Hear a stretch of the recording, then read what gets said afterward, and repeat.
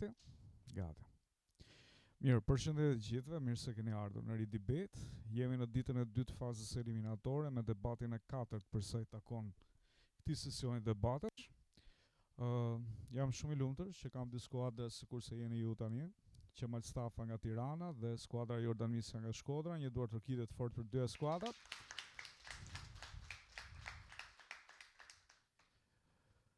Ky aktivitet nuk do të ishte i mundur, sikurse kam thënë për gjatë gjithë ditës sot, nëse nuk do të kishim edhe mbështetës, sikurse është Agjencia Kombëtare e Rinisë dhe AMSHC. Nga ana tjetër nuk do të ishte i mundur nëse nuk do të kishim edhe ne akoma dëshirën për ta bërë për të 9 vit radhës një aktivitet si ky që ka në qendër pikërisht të rinjt edhe zhvillimin e mendimit kritik. Kështu që dua që përgjatë gjithë këtij procesi debati nga të dyja skuadrat të dëgjoj vërtet një debat mirë që do të thotë ketë argumenta, të ketë kundërpërgjigje, të ketë koherencë midis një argumenti dhe tjetrit. Mos dalim jashtë temës që është më e rëndësishme dhe mbi të gjitha ta dëgjojmë kundërshtarin në thonjza do thoja unë që kemi ose debatuesin kemi përballë. Në këtë mënyrë do arrijmë që të bëjmë një argumentim sa më të mirë, po dhe të japim përgjigjen e dur temës. Ndaj sot, me ne për të vlerësuar do të jetë Angela Gjaka, është juriste në profesion, ku më mirë, do të thoja, por nga ana tjetër është dhe një ish debatuese, ndaj e njeh mirë formatin, e di çfarë do të thotë të debatosh, e di çfarë është Ridebate, sepse së bashku, duke filluar si debatuese, edhe kemi bërë për disa vite këtë format. Ndaj edhe Angela ka dhënë kontributin e saj, sikurse kanë dhënë kontribut edhe Eliverta Muço, pjesë e organizatës Liburnetik, në rolin e gjykuesës për të 9 vit radhasi dhe Qamile Caca që është pjesë e Fakultetit të Shkencave Sociale, asistent pedagoge, por nga ana tjetër edhe ajo një kontribuese e mirë për sa i takon formatet. Nuk e kam falenderuar këtë vit, por do gjej rastin që ta falenderoj Zysha Idën, i themi neve, profesoresha Idën, do ishte termi i dur, sepse dhe ajo është elementi që kemi në bazë përsa i takon riformatimit të formatit.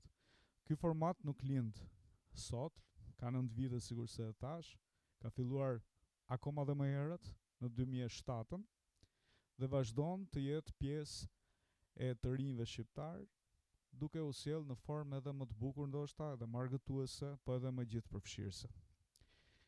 Kështu që hajde debatojmë tani. Edhe japim më të mirën, të jemi sa më pozitiv, sa më të qeshur, po mbi të gjitha ta respektojmë njëri tjetrin. Kjo është akoma dhe më e rëndësishme. Do fillojmë me debatin e skuadrave. Debati i skuadrave, ju e dini, vëpër në përballje të 8 anëtarët, që do të thotë të 8 duhet flasim, të 8 duhet japim argumenta dhe të përgjigjemi në mënyrë sa më korrekte, ndaj do të bëjmë përzgjedhjen e temës, tek zarfi aty. Dea. Po. Japi mikrofonin, me pak. Ja, një sekond, lutem se të gjithë e keni me vrap sot, nuk e di pse.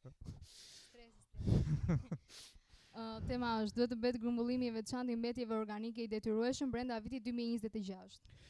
Mirë, pra tema për cilën do të debatojmë është duhet të bëhet grumbullimi i veçantë i mbetjeve organike i detyrueshëm brenda vitit 2026. Zbulojmë tani dhe qëndrimin, arbrit të globit do të zgjedhë qëndrimin.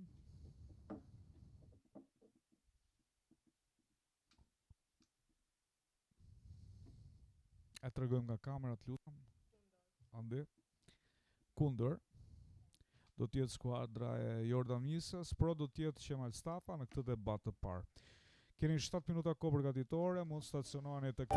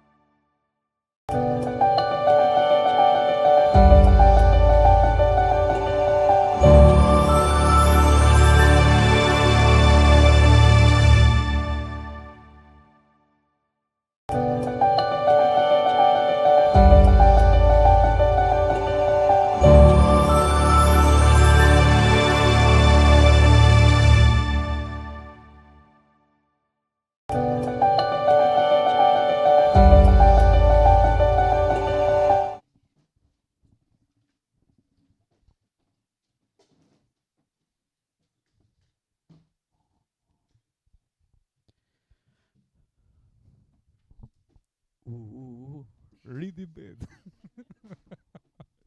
Okej. Jo, më vjen mirë që kemi shpirt kështu pozitiv dhe më pëlqen. Do vijmë debatin e parë, debatin e skuadrave. Do të filloj skuadra që marrë qëndrimin pro dhe pasohet nga skuadra që marrë qëndrimin kundër, nga 1 minutë për secilin. Suksese. Të vazhdoj? Përshëndetje, të nderuar gjyqtarë dhe kundërshtar. Ne si grup mbajmë qëndrimin pro në lidhje me temën që grumbullimi i mbetjeve organike duhet të bëhet grumbullimi brenda vitit 2026. Mbetja ushqimeve ose produktet e gjelbërta hidhen në landfille dhe në këtë mënyrë ato bashkohen dhe me produktet e tjera plastike. Në këtë mënyrë ata përzihen dhe bën të mundur që të prodhohet një gaz i cili quhet metil dhe ai është 23 herë më i dëmshëm se sa dioksidi i karbonit. Në këtë mënyrë jo vetëm që ndocim pra ambientin, por edhe lindin dhe pasojat të tjera.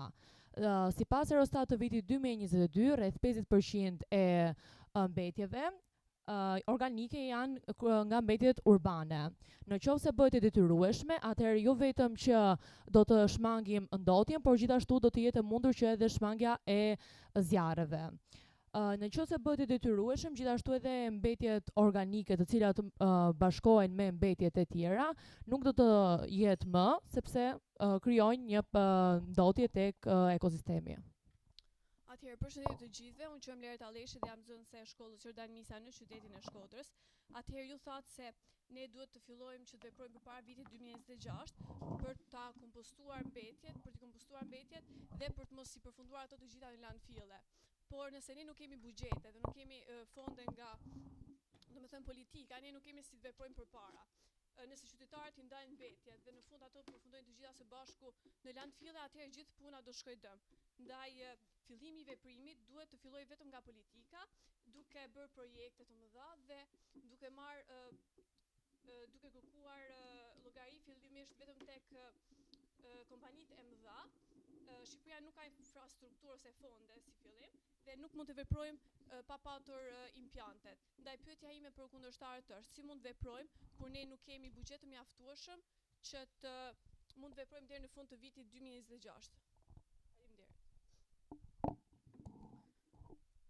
Atëherë, e dëgjova me shumë vëmendje të gjithë argumentin tuaj, do t'ju falenderoja, por do doja që të kaloja në një këndvështrim tjetër. Atëherë, ne e dim që landfillet janë një investim jashtëzakonisht i shtrenjtë si për ndërtim ashtu edhe për mirëmbajtje. Mirëpo, nga e gjithë kjo, kemi këto landfille po fillojnë që ta kalojnë më shpejt se ç'duhet kapacitetin e tyre dhe mbushen me mbetjet të cilat mund të kompostohen. Mirëpo, nga e gjithë kjo, një landfill i cili mund të në kohë normale mund të mbushe për gati 20 vite, tashmë e ka kaluar dhe ka ulur për shkak të këtyre mbetjeve gati në 10 vite. Detyrueshmëria me 2026 tregon se nëse ne I ulim këto mbetje organike, atëherë do të shtojmë investimin në teknologjinë organike, gjë që çon dhe në zhvillimin e tyre. Gjithashtu, individëve nuk do të duhen që çdo 10 vite ose çdo dekadë të hapin gropa të reja, por mund të investojnë mbi to. Sipas Social Environment Studies në 2023, mbetjet organike do të bëhen të detyrueshme në mënyrë që të zhvillohet dhe në teknologji. Pyetja ime për ju në fakt do të ishte se si prisni të bëhen këto projekte nëse ju vetë thatë që nuk kemi gjendje ekonomike. Faleminderit. E nderuar juri dhe juve kundërshtar, përshëndetje, jam Afrodita Vuça dhe vjen nga Gjimnazi Jordan Misa Shkodër. Atëherë për mendimin tim, grumbullimi I mbetjeve është I nevojshëm, por jo në vitet e fundit, nga që kemi akoma shumë gjëra të tjera për të rregulluar. Pala Pro e ka paraqitur si problem, por harrojmë se është një humbje ekonomike në vendin tonë. Në vendin tonë ka shumë gjëra të tjera të cilat janë të formuluara, por që nuk po zbatohen, prandaj mendoj se duhet merremi me këtë pjesë dhe jo vetëm për pjesën e biombetjeve. Grumbullimi I biombetjeve nuk është I thjesht, por është mjaft I vështirë nga që kërkon një kohë goxha të madhe për ta zhvilluar si problem, dhe gjithashtu grupi jon flet për realizëm dhe jo për kohë. Tani unë kam një pyetje për kundërshtarin, pse duhet të fillojmë veprimin para përfundimit të vitit 2026 kur kemi më shumë gjëra të tjera për të rregulluar. Falenderoj parafosin për mendimin e tyre, që kur niset argumentin thatë për mendimin tuaj, dhe këtu nuk flasim me mendime ideale, flasim me fakte konkrete dhe argumente, diçka që nuk e pashtë ju. Parafojësi foli për kosto, vështirësi organizimi apo mungesë infrastrukture, megjithatë çdo reformë ka kosto fillestare. Këtë ideja është që ana kushton më shumë veprimi apo mos veprimi. Grumbullimi i mbetjeve organike nuk është se duhet parë vetëm si një reformë mjedisore, por duhet parë si një faktor drejt për drejt për zhvillimin e bujqësisë shqiptare. Tokat tona ne dimë që po humbasin pjellërinë për shkak të erozionit dhe për shkak të plierave kimik. Sipas FAO-s, materia organike është një ndikues themelor në kompaktësinë, strukturën dhe fertilitetin e tokës. Grumbullimi i mbetjeve i veçantë shumë i rëndësishëm, pasi parandalon ndotjen nga plastika dhe në bën që këto mbetje të përdoren prapë për prodhimin e plierave kimik, duke u krijuar kështu pra një cikël qytet-fshat. Pra qytetet do prodhojnë mbetje, impjantet këto mbetje do t'i përpunojnë dhe më pas fshatarët nga këto mund të marrin pliera më të lirë dhe më të shëndetshëm se sa plierat e importuar. Pra fshatarët marrin pliera organik dhe madje sipas një studimi nga Agjencia Kombëtare, rreth 37% e mbetjeve urbane mund të përdoret për dekompozimin. Faleminderit. Atëherë përshëndetje, unë jam Anieza Vata dhe nuk bie dakord me argumentin e parafolsit, pasi politika duhet të përballen me ekonominë e vendit. Ekonomia çarkulluese dhe biombetjet në të vërtetë janë një ide e mirë, por që kërkon një teknologji të avancuar, një staf të trajnuar dhe një investim të trajnuar, të cilet ende Shqipëria nuk ka arritur të zhvillojë këta sisteme me shkallë kombëtare.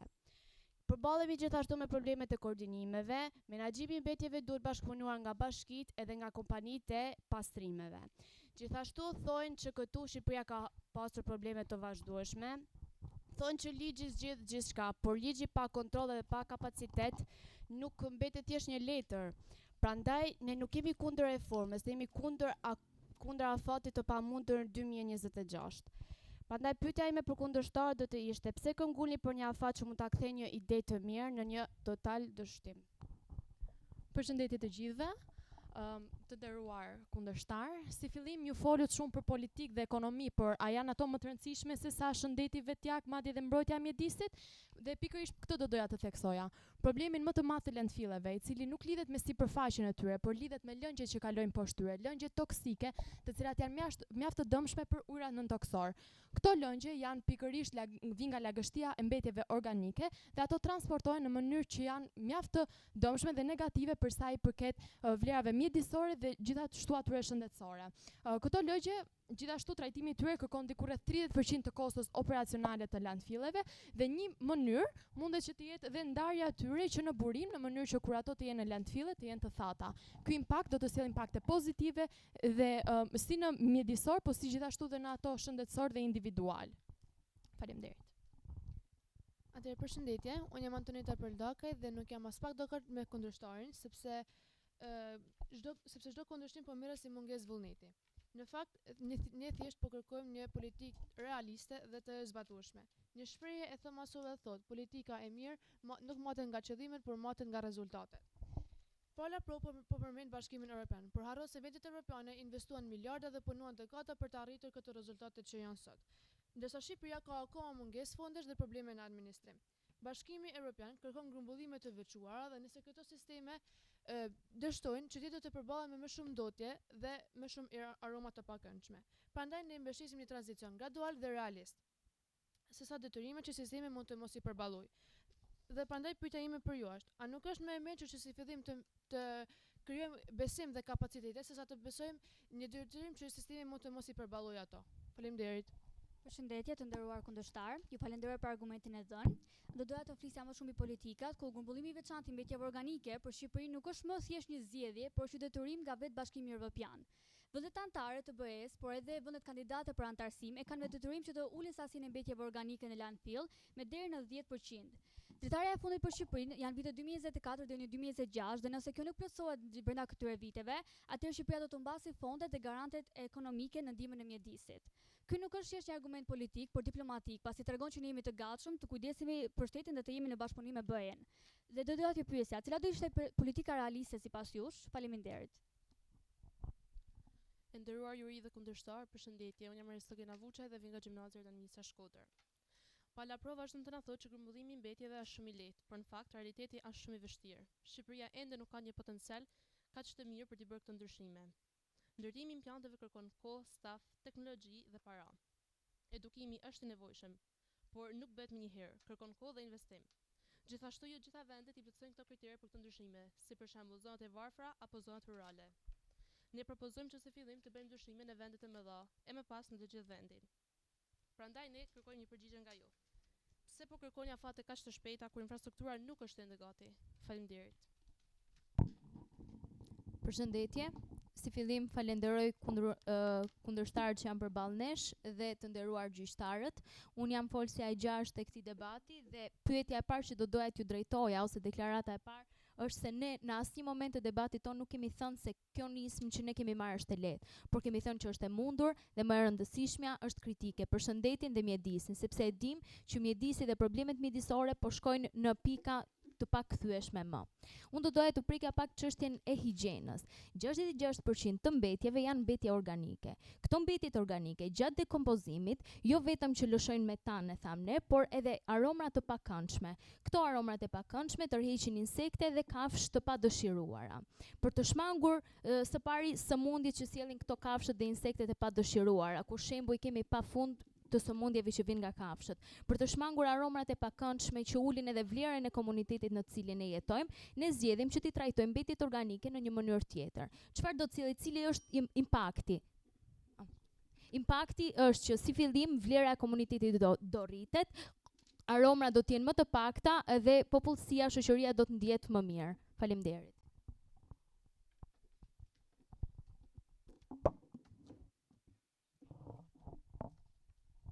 Përshëndetje gjithëve, unë jam Zavita Marashi dhe vi nga Gjimnasi Jordan Misja.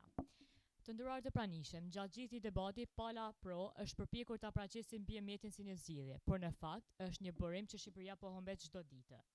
Masa vërtetë e një shoqërie është mënyra se si menaxhon burimet që hedh poshtë, është një shprehje e diplomatit Ban Ki-moon. Pala Pro haron se sa investime mund të bëjmë në punësimin e grumbullimit dhe transportimit të çështjeve mjedisore dhe ekonomike. Pala Pro flet për kohë, ndërsa ne flasim për realizëm. Ju thënë se krijon vende të reja pune e tjerë, por në realitet sot në Shqipëri asnjë bashki nuk mundëson diçka të tillë. Pra ju thoni se jemi të gatshëm, por a kemi ne disa bashki të vendeve që na mbështesin? Faleminderit. Të thuar që ne nuk kemi mundësi për ta zhvilluar këtë program është tërësisht e gabuar. Në argumentet që ne kemi përmendur, është vetë kërkesa e Bashkimit Evropian që brenda këtij viti ne të mbyllim këtë kapitull, që është kapitulli 27, e thënë nga parafolsja para meje, që do të thotë se zbatimi është i mundur dhe nga njerëzit nëse qeveria vendos legjislacione, kjo mund të ndodhi. Marrim shembullin për shembull të Slovenisë, që është vendi i cili është futur së fundmi në Bashkimin Evropian, vendos një ligj për riciklimin dhe për 2-3 vite e ka vendosur para 5 vitesh këtë ligj dhe për 2-3 vite rritet riciklimi me 50%. Që do të thotë, nëse organet shtetërore kanë përgatitje dhe nëse legjislacioni vendoset për njerëzit, kjo kthehet në detyrim dhe jo në një mod që mund ta përdori dhe sekondar argument ekipi kundërshtar, që do të thotë se fati 31 dhjetor 2026 është krejtësisht në avantazhin ton të temës, të pozitës që ne po mbajmë dhe të mbrojtjes së mjedisit, ku shëndeti ynë vlen më shumë se paratë dhe se investimet që gjithashtu do t'i marrim dhe nga Bashkimi Evropian. Faleminderit. Përshëndetje, unë quhem Silvana Kamdoqa dhe vi nga Gjimnasi Jordan Misja. Të nderuar të pranishëm, unë mendoj se kundërshtarët po trajtojnë këtë me emocione dhe jo me zbatim realist, por politikat publike nuk funksionojnë këto, ato duan një zbatim realist dhe nuk duan të mbështeten në emocione të ndryshme. Unë mendoj se nuk u kuptuam me të vërtet. Ne nuk po them se nuk duhet të veprojmë, por ne po themi se nuk duhet të nxitojmë kaq shpejt. Përveç kësaj, John Maxwell ka thënë një shprehje shumë të bukur që të bën të hysh në mendime. Mendoj të bësh dallimin mes asaj që ti dëshiron dhe asaj që ti mund të realizosh. Përveç kësaj, ne nuk po themi që Shqipëria nuk duhet të veprojë, por Shqipëria nuk është akoma gati si nga ana institucionale dhe nga ana ekonomike, sepse Shqipëria nuk ka akoma një flot të tranzicionit gradual gati, ka dallime shumë të mëdha dhe faktorë shumë të mëdha që ndikojnë këtu. Përveç kësaj, ka dallim me një flot që nuk ka flotën për pjesën e transportit të këtyre biombetjeve. Kundërshtarët, përveç këtyre, politikat publike nuk funksionojnë kështu, Shqipëria ka dallime të shumta dhe pyetja ime për ju është: një tjetër problem shumë i rëndësishëm është dhe mbikëqyrja, sepse kush do të na vënë në ndjeni se gjithçka po funksionon dhe gjithçka do shkojë mirë. Për këtë lloj ndryshimi unë nuk mendoj se vendi ynë ka nevojë, nuk është akoma gati, por të paktën deri në vitin 2026 nuk mendoj se është akoma gati. Falenderoj gjithë panelin kundërshtar për argumentet që sollën dhe duke qenë në përfundim të këtij debati është momenti të vendosim pikat mbi i. Si fillim, argumentet që paneli kundërshtar solli ishin 3 argumente shumë interesante, si buxheti i kufizuar, investime të tjera të cilat që kanë më kyçe se mbetjet organike, apo dhe keq menaxhimi. U përpoqja shumë të gjeja një argument katërt, por që fatkeqësisht nuk arrita dot ta gjeja. Më pas duke vazhduar me argumentat që grupi jon solli. Ne i mëshuam faktit që mbetjet organike janë shumë të mëdha dhe zë një pjesë të madhe të mbetjeve aktuale në Shqipëri. Ne thamë që kostoja e landfilleve, jo vetëm për ndërtimin e landfilleve, por gjithashtu dhe për vazhdimin e veprimtarisë së tyre, është pa ashtu aq e lartë, duke ndikuar kjo gjë dhe nga ana tjetër te ujërat në toksor, të cilët janë shumë të ndotur, ka shumë mbetje organike në këto ujëra dhe mos harrojmë në fund të ditës që hantavirusi është një virus i fundit i cili ka ardhur pikërisht nga mbetjet organike të mijëve në këto ujëra në toksor. Pastaj ne përmendëm që është një detyrim i BE-s. Pra BE-ja e detyron këtë politikë që të bëhet i detyrueshëm deri në 31 dhjetor të 2026. Kështu që në përfundim, kjo politikë duhet bërë e detyrueshme, por jo sepse jo duke qenë vetëm një detyrim, por mbi të gjitha një domosdoshmëri për shëndetin që vlen më shumë se të gjitha kapacitetet ekonomike për të cilët kundërshtarët flasin. Atëherë përshëndetje, unë shumë Arbërvatën. Në fillim dua të falenderoj gjithë panelin për sa i përket pro. Unë doja të nisja me një argument se ne nuk mundemi të mendojmë për të mirën e qytetarëve nëse mendojmë vetëm për të mirën e shëndetit të tyre dhe nëse nuk japim aty informacionin që t'i tregojmë se vërtet është kjo e mira jon. Gjithashtu dhe ju pranuat vetë se ne si palë kundër kishim arsye pse të mos fillojmë tani, se dhe në fakt kjo është e vërteta dhe unë do shtoj diçka që ajo për çfarë ne përmbojmë është se kjo është e vërteta dhe nuk është dëshira jonë. Unë mundua që t'jepni disa ideale të bukura, por siç ka thënë dhe Franco Isolan, ka thënë se është e lehtë të premtosh të ardhmen e vështirë është ta ndërtosh atë. Ne nuk mohuam në asnjë moment zgjidhjen e këtij problemi, por po themi se një moment dhe një detyrim kombëtar i menjëhershëm nuk është menjëherë zgjidhja e duhur. Gjithashtu, unë mendoj se ndryshimi duhet të fillojë nga vetë edukimi i qytetarëve dhe për pjesën e hantavirusit, domethënë ne duhet që të shpëtojmë jetët e kafshëve dhe njerëzve të cilët janë prekur nga ky virus dhe jo që të harxojmë buxhet për të nisur të reformë të re. Dhe unë dua t'ju pyes, sa mendoni se është me vërtet Shqipëria gati për ta zbatuar realisht të reformë?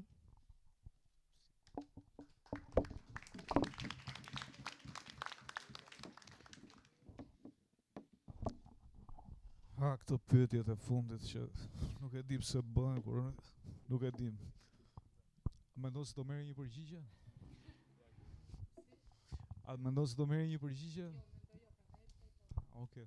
Mirë. Vijojmë me debatin e dytë, debatin e liderave.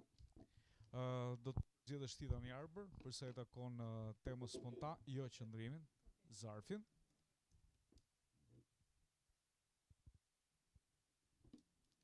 Lexojmë, lutem, mikrofonin.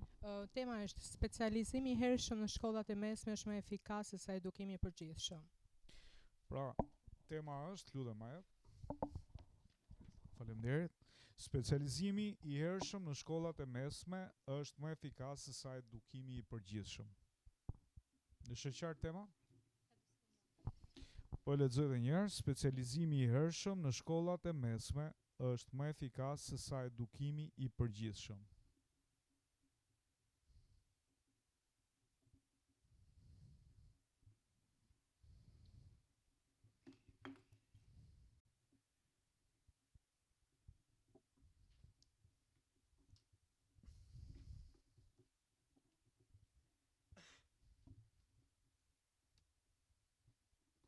E kemi temën? Është qartë? Dea, mund zgjedhësh?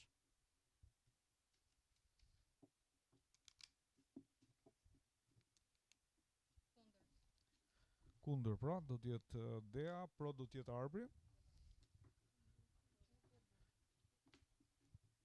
Nëse keni pyetje, është më mirë t'i bëni tani. Është e qartë tema? Suksese, pra.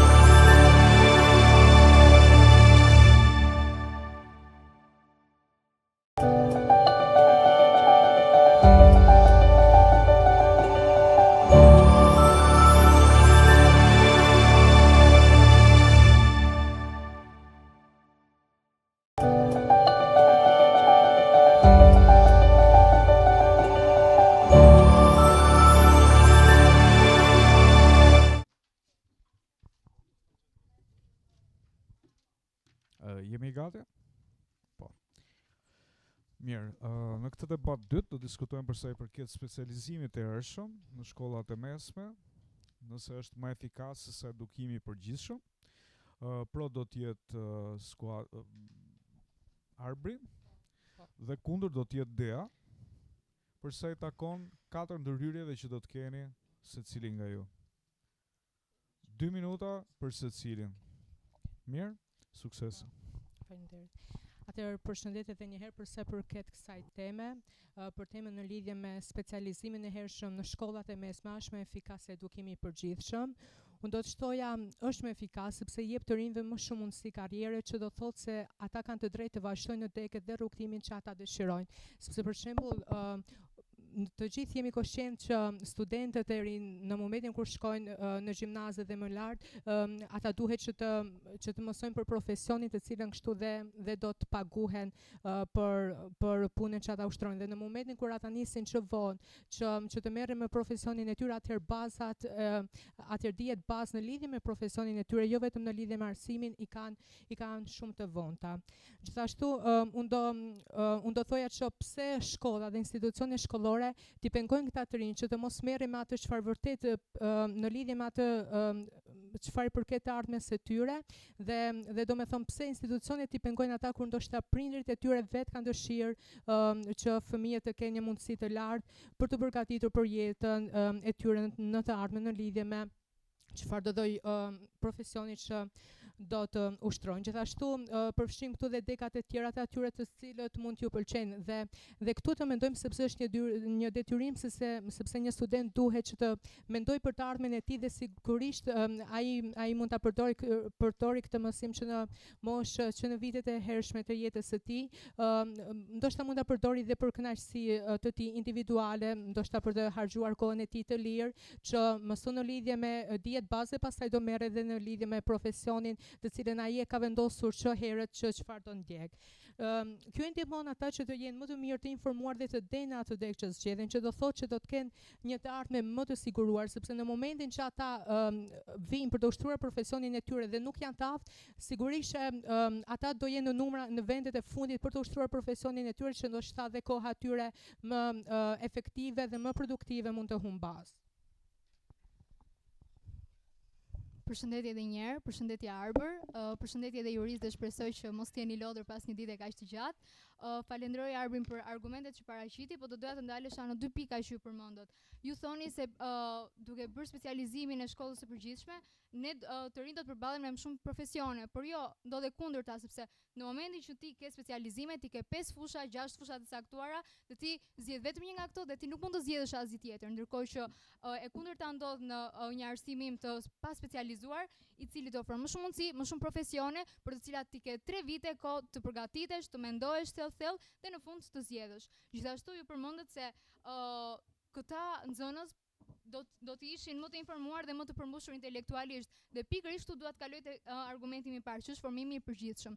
Si mund të jetë një nxënës në një shkollë të specializuar, pra në një shkollë të profesionalizuar, më i informuar dhe më i arir intelektualisht, kur aty mungon formimi i përgjithshëm, sepse ne e dimë që nëse ai zgjedh një specializim, po e marr një shembull konkret në fushën e informatikës, lëndët që ai do të bëj baza është informatika, dhe ai nuk bën lëndë të tjera shumë shpesh si biologjia, si filozofia, historia e tjera me radhë, të cilat janë baza të një informimi të përgjithshëm njerëzor.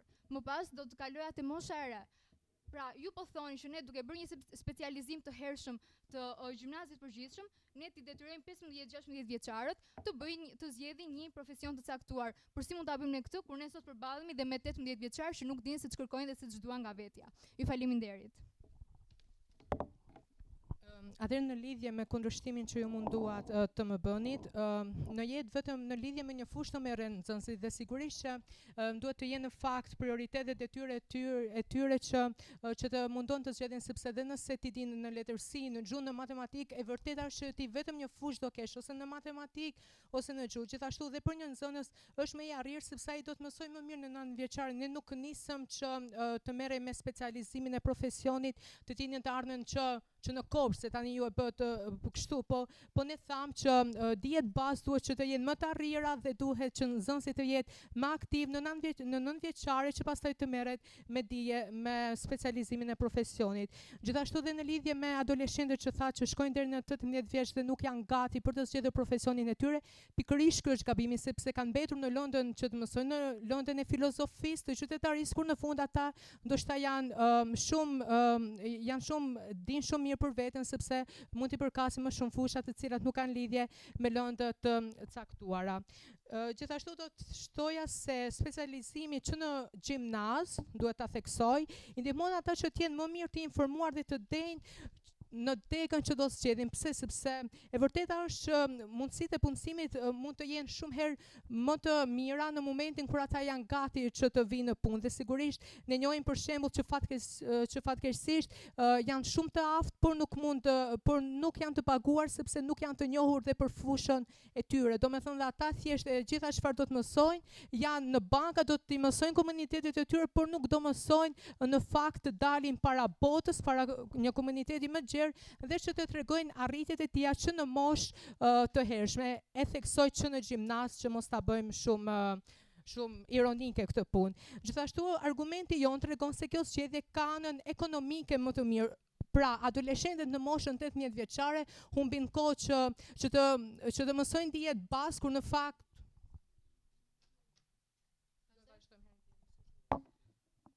duke vazhduar me argumentet e mia, si fillim ju përmendet anën e daljes në botë. Pra ju po i kërkoni një 15 vjeçare të dalin në botë, kur e ritheksoj edhe një herë tjetër, ne sot përballemi me shumicë 18 vjeçarësh që nuk dinë ç'duan nga vetja dhe ç'kërkojnë nga ardhmja e tyre.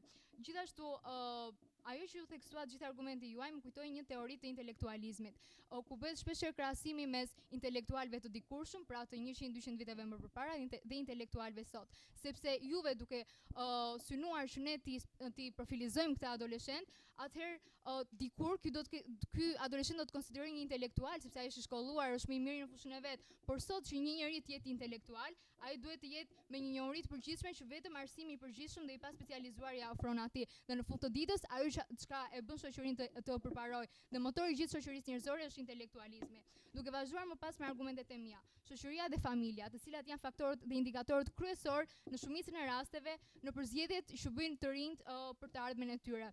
Në një moshë kaq të re, pra 15 vjeç, normalisht edhe ndikimi apo le të themi një propagandë në thonjza familjare apo sociale është dhe më e madhe, sepse një prind ty të thotë shko për informatik, por ti je ende i paqartë se çfarë do nga vetja, ti mbase se do informatikën, ti mund ta përqesh në teori, por ti as nuk e di si funksionon ky profesion dhe shumë informacione që duhet që ti i logjikon vetëm nëpërmjet një shkolle të përgjithshme. Dhe këtë që nuk ta thot vetëm familja, ta thot një shok, një shoqe, ti shet dikë që bëhet informaticien dhe bën shumë të ardhura në të ardhmen, por ndoshta ky nuk është profesioni yt, dhe ty të është imponuar në një mënyrë jo të drejtë për drejtë në një moshë kaq të re, që ti të zgjedhësh diçka për të cilën ti nuk je gati ta zgjedhësh. Dhe më e keqja akoma, ti nuk e ndron dot, sepse dim shumë mirë që ka të rinj që mund të zgjedhin një degë profesionale, po e marr për shembull për elektronik, dhe ata bëjnë 2 vite, 3 vite, dhe në momentin që ata pishen vejnë 18 vjeç, kuptojnë që prit se elektronika nuk bë as pak për ty, dhe çfarë ndodh në fund, të mbasin 3 vite për të zgjedhur një degë tjetër nga e para. Atëherë në lidhje me kundargumentet që ju përpiqët të më jepni, ne theksuam se ai mund të gjej profesionistë të cilët mund ta ndihmojnë atë që të gjej veten. Pra nuk tham që një 15 vjeçar duhet të jetë i mbyllur në një komunitet të tij mjaft të vogël brenda dhomës së tij dhe të gjej ai me veten. Dhe në momentin që ai adoleshent apo ai 15 vjeçar do të udhëzohen nga vëllai, nga motra e tij apo nga familjarë të tjerë që të zgjedhin një profesion të caktuar, nuk e kanë udhëzuar kot, por e kanë shikuar se ai ka pikë të afta në lidhje me këtë profesion. Gjithashtu nuk ka pse të ndroj, nuk ka pse të largohet nga puna nëse është i aftë që ta vazhdoj profesionin, sepse do dhe profesioni më i ulët, të themi profesioni pasurues duhet të ndiqen nga dikush, dhe nëse ai për shembull ku ta diun futet mësues dhe nëse ai pendohet, ai nuk ka pse të ndryshoj profesionin e tij nëse është i aftë në atë profesion, sepse mëson pikat e profesionit të tij më të forta dhe ato të cilat mund ta heqin dhe mund t'ja bëjnë të vështirë punën e tij.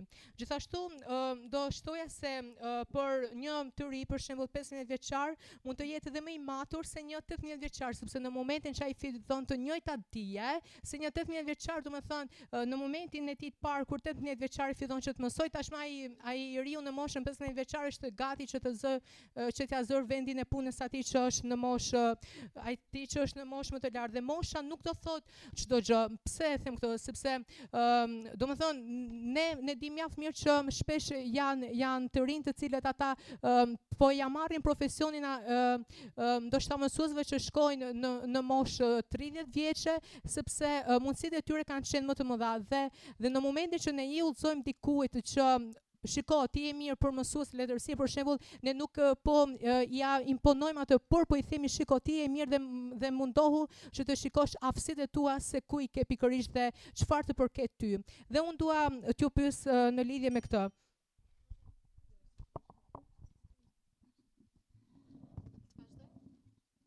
Të falenderoj Arbër dhe njërë për argumentet që solle, por më bëri përshtypje një gjë që ju përmendët që mund të jesh i aftë për një profesion dhe pse ta ndrosh këtë profesion kur ti je i aftë për të. Por a nuk është kjo një formë imponimi, pra ti detyron dikoj që mund të jetë i aftë, por që nuk e do këtë profesionin, ta ushtroj këtë profesion. Dhe normalisht papërputhshmëria mes dëshirës për një profesion dhe aftësisë për ta ushtruar këtë profesion janë dy gjëra të ndryshme dhe të dyja këto komponentë në të njëjtën kohë janë kyç për të vazhduar një profesion të caktuar dhe askush nuk duhet të jetë i detyruar të vazhdojë një profesion vetëm sepse është i aftë, pa e dashur atë profesion. Duke vazhduar me argumentet e mia.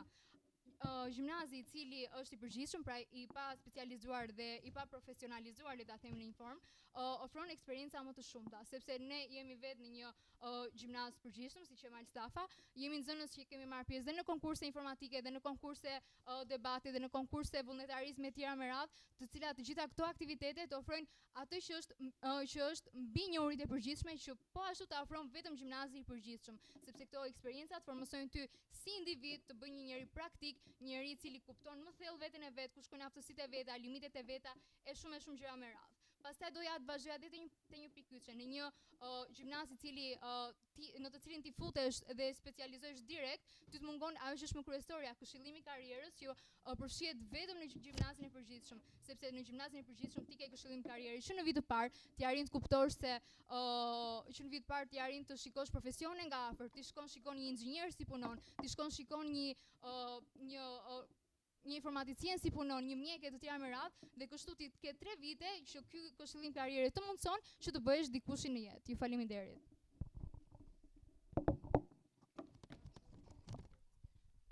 Falenderoj për kundër argumentet e tuaja, por në momentin e fundit që ju përmendet për këshillimin e karrierës, pikërisht është më mirë që nëse ai mësimi për edukimin e karrierës do vi në të njëjtën hap dhe në të njëjtën parzmore në lidhje me dhe profesionin që ti do ndiqesh dhe nuk është pjesa që të imponohet, por në momentin që ne i tregojmë një të riu që shiko ti je mirë këtu, nuk do thotë se ne po ja mbyllim të gjitha dyert për të hyrë në një fushë të tij, por ne kemi shikuar se ai është i aftë në ato fusha.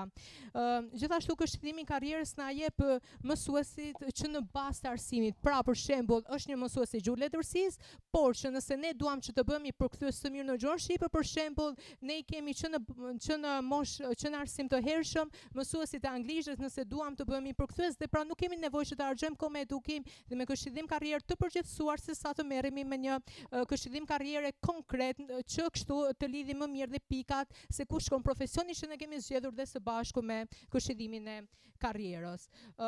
Gjithashtu, mundësitë e punësimit mund të jenë të mëdha dhe ne kemi nevojë për të rinj, pra pse të presim që një njeri të shkojë që të ushtrojë profesionin e tij në moshën afro 30 vjeçare sa që të mos ushtrojnë në një moshë ndoshta 20 vjeçare, sepse këtu është mendja të ri dhe është mendja një të riu të edukuar dhe që ka hulumtuar mirë përpara se shkojë aty. Ne nuk tham në asnjë moment se ai po shkon në një fushë i cili nuk është gati dhe nuk di çfarë është, por pikërisht po shkon në atë fushë i cili e di çfarë është dhe është i mësuar, domethënë është i rrahur me atë fushë dhe gjërat negative që mund t'i ketë ai profesion e bëjnë atë të aftë që t'i kaloj ato dhe që nxjerr më të mirë. Pikërisht është nëse për shembull ai ushtron një profesion të cilin lidhet me të rinjt, nëse ushtron një profesion të cilin lidhet me të rinjt, duhet të jemi koshqientë që një i ri të mësoj një të ri, ai kupton më mirë se çfarë është në lëkurën e një triut që gjithmonë të nxjerr më të mirën tek e ardhmja, të cilat janë pikërisht të rinjt. Të falenderoj dhe një Arbër, jemi në fund të këtij debati, prandaj duhet të vendosim pikat mbi i. Ju folët për tregun e punës dhe pikërisht do doja të ndalesha. Tregu i punës është pika kyçe në këtë temë, sepse ne po flasim për specializimin e shkollave të përgjithshme. Por për të pasur një shkollë të përgjithshme, një shkollë të specializuar, ti duhet që të kesh mësues të specializuar e para fare. Dhe ti në vitin e tretë, ne dim shumë mirë që ne bëjmë zgjedhje dhe bëjmë lëndë të avans për degën që ne do zgjedhim në universitet. Por llogarit nëse ne nisim specializimin që në vit të parë, atëherë i bie që ti duhet marrësh dije dhe më shumë se sa merr një nxënës i vitit të tretë për degën që ai do zgjedhë. Pra na duhen mësues edhe më të specializuar siç i kemi këta mësues. Dhe sa gati është tregu i punës shqiptar dhe sa gati është shteti shqiptar të kontribuojë në këtë gjë në këto momente dhe ta specializojë shkollën e përgjithshme. Por duke qenë në përfundim të këtij debati, do doja dhe një herë tjetër të ripërsërisja argumentet që unë përmenda, ku formimi i përgjithshëm është një mundësi që ta ofron vetëm gjimnazi i përgjithshëm dhe i paspecializuar. Ne po flasim për adoleshentë, për 15-16 vjeçar, të cilët në një moshë kaq të re nuk mund ta bëjnë një vendim kaq të madh për jetën e tyre. Ndikimi familjar dhe shoqëria është një aspekt edhe më i gjerë i cili e imponon në thonjza edhe pse jo ndoshta në një mënyrë të drejtë për drejtë këtë adoleshent të zgjedhin mbi të ardhmen e tij që do ta gëzoj ose jo, le të themi në thonjza për tërë jetën e vet, dhe ai nuk e ndron dot më. Më pas ne tham që një nga mundësitë e mëdha që ofron vetëm arsimi i përgjithshëm janë eksperiencat e shumta dhe këshillimi i karrierës. Dhe në fund të këtij debati arrim në konkluzionin që tregu shqiptar nuk është i përgatitur për të nxjerrë mësues të specializuar, të cilët do të na nxjerrin edhe këta punëtorë të specializuar që ju pretendoni të nxjerrni. Kështu që përderisa jeni kaq pro specializimit, atëherë zgjedhja janë gjimnazet profesionale dhe në përfundim jo gjimnazet e përgjithshme që duhen specializuar. Ju faleminderit.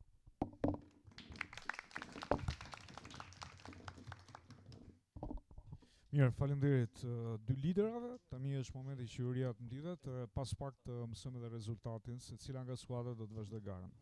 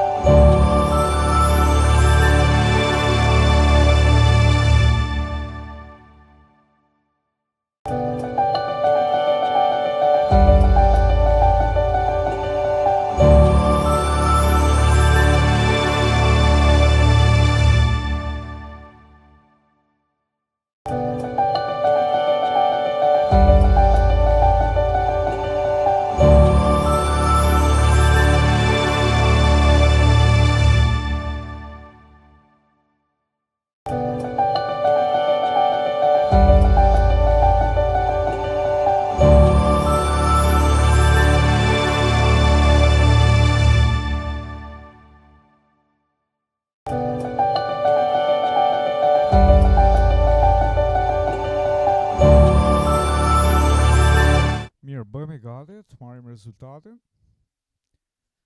Sigurisht edhe komentet edhe vlerësimin që do të bëj Juria për sa i takon debatet që ndoqën. Fjala është për ju. Përshëndetje, ju uroj shumë suksese në këtë fazën që keni mbërritur. Uroj ta keni shijuar.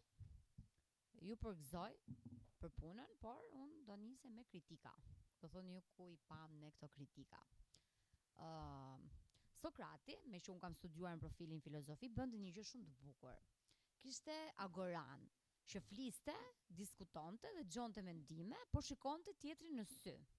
Gjë që në të dyja grupet ishte një gjë që nuk e keni respektuar as pak pjesën e formatit të debatit. Si në grup, ashtu edhe të liderit, sidomos tek pjesa e liderit njerë, ndërkohë që vajza fliste, djalin nuk komunikonte as pak me sy me vajzën, grupi shpeshherë bezdiste, dërgonte shkresat, shënimet, dhe kjo nuk është as pak e tolerueshme, jo vetëm për formatin, por edhe për personin në të cilën ju keni përballë ose në personin në të cilën ju flet. Sepse duhet kemi respekt për folcin rreth parë, por edhe për pjesën e personave të tjerë që komunikojnë. E dyta, tek pjesa e grupeve, unë kam mbajtur disa shënime, edhe tek pjesa e gjuha e trupit. Është një pikë këtu që normalisht do vlerësoni dhe është gjuha e trupit dhe komunikimi. Gjë që të dy nga ju skuadrat, por flas në rang skuadre në këto momente, nuk e kishte këtë pjesën e komunikimit, sepse nuk e respekton njëri tjetrin, ndërkohë më tepër na drejtoheshit neve, ne këtu jemi për t'ju vlerësuar, normalisht edhe për t'ju dëgjuar, por jo që të komunikoni me ne, është më mirë që të komunikoni me njëri tjetrin, të keni pak atë sencin e humorit, keni atë pjesën e vetbesimit, sepse duke na dhënë ne gjithë informacionet, ne realisht do t'ju vlerësojmë dhe do t'ju japim ato pikët. Çështja është që t'jeni edhe në sinkron me njëri tjetrin, sepse në fund të ditës është një debat, duhet keni respektimin e formatit, por duhet bëni edhe pak pjesën, duhet përdorni pjesën e humorit, sepse është një nga pikat besoj që edhe ju është shpjeguar. Do ndalem pak tek Jordan Misja. Jam shumë dakord dhe në një nga pikat kryesore është pjesa e përdorimit të pyetjeve. I përdorët pyetje, por në momentin që ju nuk po merrnit me kundërpërgjigje. Jo çdo nga ju mund të ngrinte një pyetje. 2-3 pyetje, pa që nuk është se morën ndonjë përgjigje specifike nga skuadra tjetër, edhe pse argumentet dhe përgjigjet i dhanë në mënyrë të përmbledhur, por e ndalonit me pyetje, godisin të diçka tjetër, domethënë që të bëheshe goxha dhe më atraktiv pjesa e komunikimit me njëri tjetrin. Edhe diçka tjetër, po prapë është pjesa e argumentit të përsëritur, tek pjesa ekonomike, si jam shumë dakord, domethënë si ndikon në zhvillimin ekonomik. Ekonomia ishte e përsëritur nga diku te 3 ose 4 folës. Duhet përgëzoj folcën e 6, nuk e di kush nga ju folja e 6-ta, ishte korrekte, e sakt, edhe pse në fund sikur u stepe pak, por gjithsesi atë argumentin që e the goxha mirë. Vazhdoj tek pjesa e qemalit. Kishit edhe ju një problematik, kalon të koha shpesher, kur flisnit. Duhet përgëzoj vajzën me syze dhe çunin, sepse ishin korrekt në momentin që jepnit argumentin. Me liderën pastaj, unë ja kisha bërë vrejtja, se për fatin tim ishte era 2 që qëndroja përpara jush, domethënë në pjesën e gjykimit, edhe me skuadrën ku keni qenë në fazën eliminatore të parë, dhe të thash kujdes në gjuhën e komunikimit dhe përdorimin e tonalitetit të zërit. Është gjë shumë e mirë, është për të vlerësuar, por ndonjëherë kjo pjesë e tonalitetit edhe mund të penalizoj, kështu që duhet të jemi pak më të vetëpërmbajtur. Besoj që e mban mend si në vjet përgjithshme ishte mirë, ama duhet ndalem edhe te diçka tjetër dhe këtë e kam në aspektin e rritjes tuaj, jo vetëm në këtë format, por që do ju shërbej edhe në anën tuaj profesionale. 60% është formati, 40% jeni ju, që do të thotë 60% është informacioni që juve ju është thënë, 40% janë argumentat tuaja. Dhe mos u bazoni, largoni pak nga shkresa, largoni pak nga letra, mundoni të jeni pak më eloquent në pjesën e të menduarit. Se dhe ju gjithë keni mendime, besoj, duke qenë se është një rini që ka zhvillimin teknologjik, pjesën e inteligjencës artificiale, kemi shumë mjete për të komunikuar, kemi shumë mjete për të marrë informacione, ju I keni mendimet, pse nuk I shpalosni kur ju jepen këto tematika shumë të bukura, specifike, ku ju mund ta shpalosni talentin tuaj në çdo fushë, sepse jam e bindur që jeni të përgatitur, por duhet të jeni pak më të keni vetë besim për gjërat që thoni dhe të jeni shumë më të fortë në pjesën e komunikimit. Unë ju uroj suksese, nuk po vazhdoj më tej, kështu që ku ja lë fjalën kolegëve. Mirë. Unë falenderoj Zyshën se e shoh përpara këtu për punën dhe Zyshën e shkollës tjetër, për punën e mirë që bëni. Ajo që duke qenë se gjatë gjithë kohës unë dëgjova pyetje nga ju, po ju bëj unë një pyetje. Sa nga ju e kanë përgatitur temën spontane? Ose temat spontane që mund të keni dëgjuar apo ndjekur në rrjetet sociale që janë vënë? Ja, u bëj këtë pyetje sepse tema spontane në të gjitha debatet që unë kam qenë sot ka qenë problematika madhore e çdo grupi. Nuk besoj se është kaq e vështirë të sjellësh një argument pro apo kundër për një temë që janë tema përditshmërie. Dhe këtë e them me keqardhje shumë të madhe, sepse ne ju japim paketa kërkimore, ju japim temat që ju t'i përgatisni, t'i përvetësoni dhe t'i sillni këtu në mënyrën tuaj. Por më vjen keq që nga ana tjetër bazojeni shumë tek paketat, bazojeni shumë tek temat që u jepen, tek temat që e mendoni se do bien, dhe lini pas dore temat spontane, që janë një nga pikat kryesore që ne vlerësojmë dhe debati përfundimtar është ai që vë vulën çdo vlerësimi nga ana e jurisë. Ja u them këtë, që ta keni parasysh që grupi që do kalojë ta ketë fokus në fazën tjetër. Është shumë e rëndësishme. Suksese.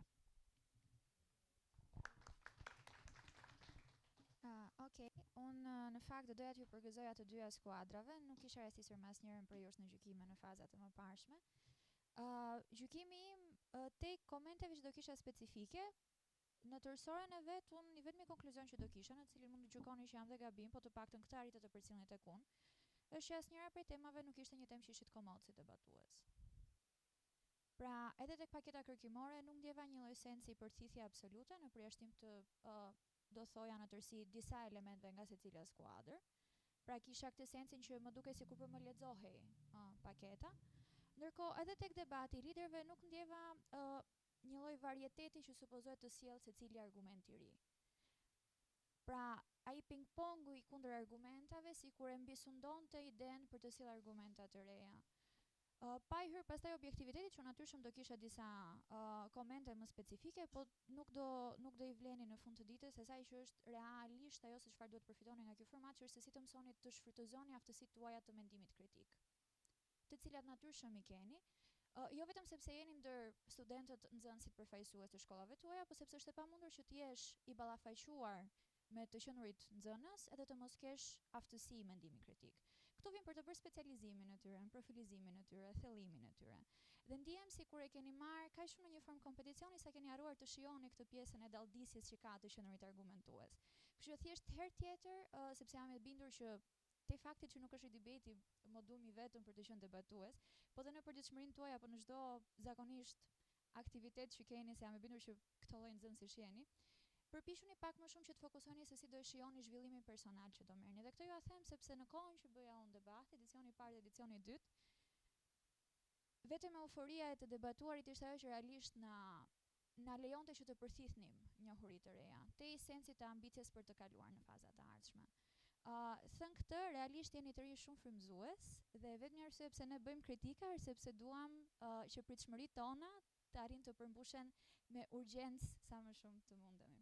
Unë tani do jap pikët, edhe në këtë fazë jemi me eliminim direkt, kështu që shkolla Qemal Stafa ka arritur të grumbullojë 233 pikë, ndërkohë shkolla Jordan Misja ka arritur të grumbullojë 200 pikë në vlerësim dhe kalon në fazën e ardhshme shkolla Qemal Stafa.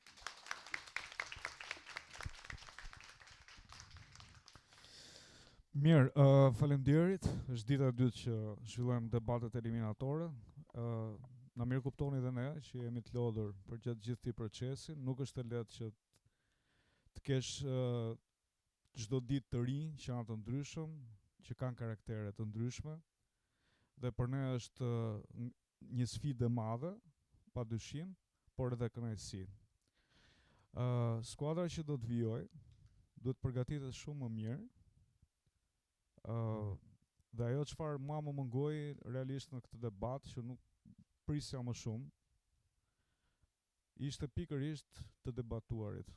Nuk kishte debat, kishte disa statistika, studime që nuk e di pse fokusoheni kaq shumë te kjo pjesë dhe e tha dhe Mili, pjesa më e madhe është argumenti, pra mënyra se si argumenti është një element, po mënyra se si arsyetoni ju mbi argumentin.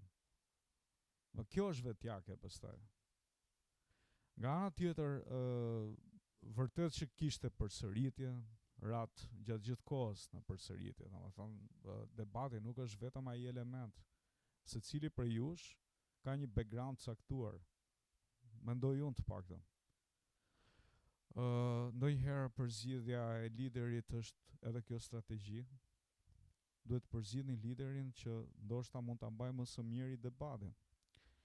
Angela tha që pjesa e debatit të liderit është decizive, pra shumë e rëndësishme. Nëse nuk kemi një lider të mirë, do të thotë që këtu nuk po vë pikat tek asnjë, no? Se po tjetë për të vlerësuar liderat, këshilla që i dha, se do ta quaj këshill, jo kritik, që të ka dhënë Mili herën e kaluar vlen akoma për ty dhe.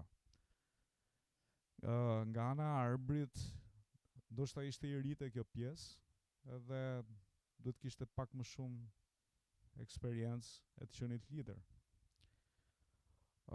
Ka element shumë të mirë në skuadër që mund të mbanin titullin lider, për sa më takon mua personalisht, nëse do zgjidhja tek secilat nga skuadrat. Prandaj mendojini mirë të gjitha elementet. Debati është strategji, është lojë. Sigurisht.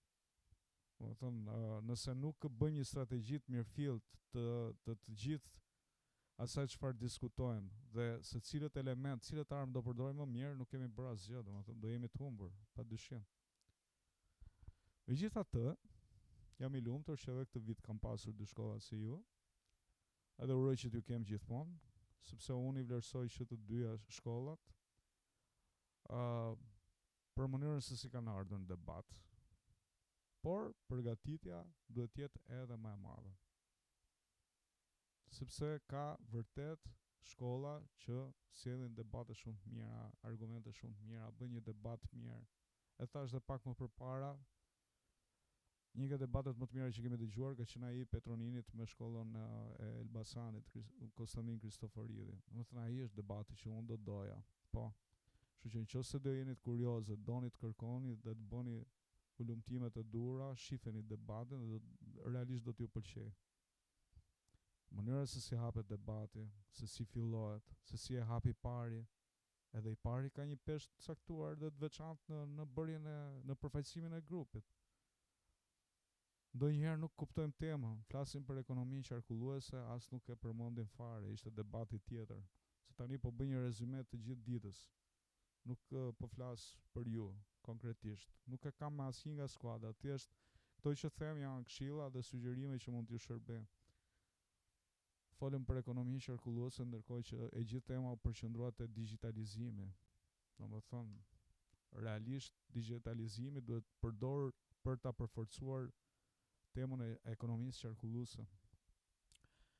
Nga ana tjetër, kur folëm për profilizimin, nuk jepen, domethënë tek debatet e temave spontane, ndonjëherë nuk jemi konkret, domethënë ju jeni të rinj dhe ne po flasim për ju po flisni për veten, dhe ndërkohë nuk përmendi asnjë shembull të caktuar për sa i takon, domethënë me sa di unë dhe me çfarë shoh unë, ju jeni shumë aktiv për sa i takon programe apo projekteve të tjera ku merrni pjesë, asnjë nuk u përmend nga programet.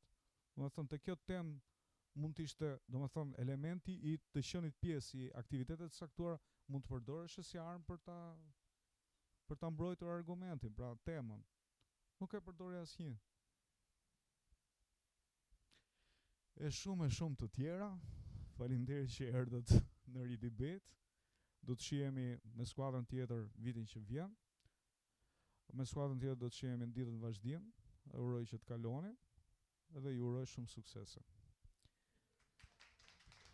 Bluzat duhet i ruani, sidomos skuadra tjetër sepse nëse nuk vini me bluzat penalizoheni, kështu që ta keni të qartë të pjesë, por në formë respekti dhe kujtimi, unë mendoj që bluza është shumë e vlerë. Për sa më takon mua si e shoh unë si nik. Kështu që sepse kam parë të rinj që i marrin bluzat, nuk fituan edhe i hedhin. Ajo bluza që ju keni veshur kushton 100 lekë për neve si organizat. 1000 lekë të reja, më falni. A e kupton? Se çfarë do të thotë, unë investoj tek ju. Por nga ana tjetër, të shpërdoret ajo bluzë që unë ja u kam dhuruar me shumë dëshirë dhe investim që ju të përfaqësoni sa më mirë dhe dini dhe sa më bukur, nuk më duket e drejtë. Kështu që gjykojeni vetë, reflektoni dhe nxirrni mësimet më të mira. Faleminderit.